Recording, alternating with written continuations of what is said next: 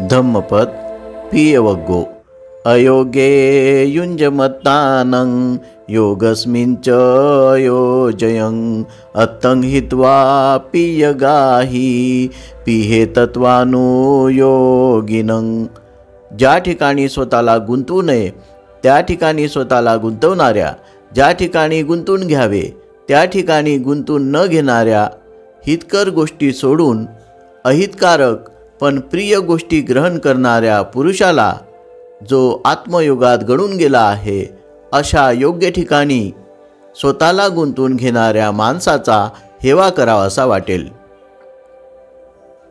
मा पियेहि समागच्छि अपियेहि कुदाचनं पियानं अद्दसनं दुःखं अपियाज्ञश्च दसनं।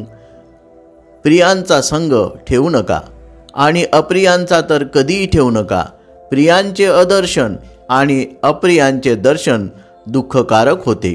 तस्मा पियंग न कैरात पिया पायो हि पापको गंता ते संग न विजंती ए संग नती पिया पियंग। म्हणून कशालाही प्रिय बनू नका, कारण प्रिय वियोग दुःखकारक असतो।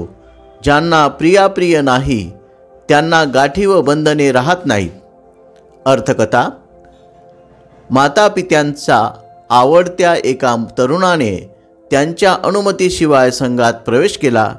नंतर त्याचे मातापिताही संघात सामील झाले, तरीसुद्धा ते मुलापासून दूर राहू शकत नव्हते किंवा त्याचे प्रेम विसरू शकत नव्हते। ही गोष्ट ऐकून बुद्धांनी या गाथा उच्चारल्या।